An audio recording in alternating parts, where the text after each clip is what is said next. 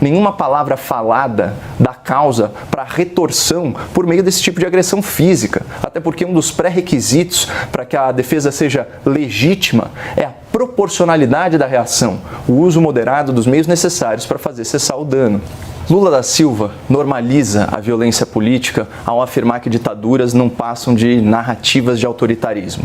Lula da Silva normaliza a violência política ao se referir a ditadores assassinos como amigos, como companheiros. O Lula da Silva normaliza a violência política ao tratar da mesma forma uma organização terrorista genocida e a democracia que é vítima desse terrorismo.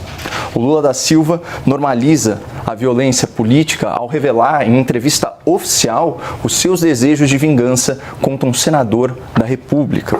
O Lula da Silva normaliza a violência política ao prestigiar no seu governo Sem Terra, movimento responsável por dezenas de ações criminosas de invasão e destruição de propriedades públicas e privadas. O Lula da Silva também normaliza a violência política ao declarar que certo tipo de gente tem que ser extirpada, ou que um cidadão presumidamente inocente é um animal selvagem, não é um ser humano. E, finalmente, Lula da Silva normaliza a violência política extrema ao agradecer publicamente um reconhecido agressor denunciado por tentativa de homicídio qualificado por motivo torpe e cruel. Na última pré-campanha, o Lula protagonizou um dos episódios mais tristes da democracia brasileira, endossando o comportamento criminoso do senhor Maninho do PT.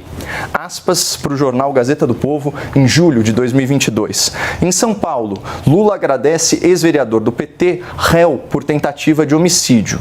Vejam o que disse o então candidato Lula da Silva. Aspas, esse companheiro ficou preso 7 meses por me defender, porque resolveu não permitir que um cara ficasse me xingando. Vocês sabem como o Maninho do PT, o companheiro do Lula, o defendeu? Empurrando aos socos e pontapés um empresário que gritava Lula ladrão na direção de um caminhão em movimento. O agressor não prestou socorro, deixou a vítima no asfalto, desfalecido, com traumatismo craniano. E esse paciente passou os anos seguintes com graves sequelas, dores crônicas, convulsões, limitações de fala, dificuldades motoras. E aí, alguns anos mais tarde, ele veio a falecer em razão da agressão sofrida, isso segundo a sua defesa.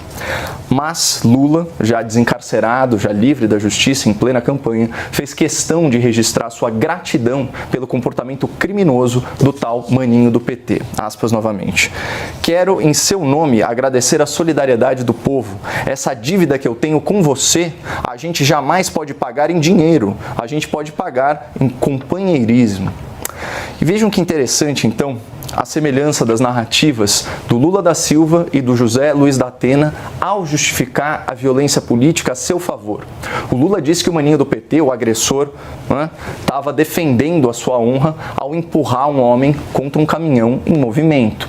E o da Atena, por sua vez, alega que ao agredir o Pablo Marçal com uma cadeira, estava defendendo a sua própria honra e honrando a memória da sua falecida sogra, que sequer foi citada pelo seu adversário. Vejam só esses trechos da nota que o da Atena publicou, aspas, Marçal feriu minha honra e maculou minha família, já machucada pela perda de um ente querido. Acontece que essa tese de defesa da honra não procede. O direito contemporâneo simplesmente não a reconhece mais. Nenhuma palavra falada dá causa para retorção por meio desse tipo de agressão física. Até porque um dos pré-requisitos para que a defesa seja legítima é a proporcionalidade da reação, o uso moderado dos meios necessários para fazer cessar o dano.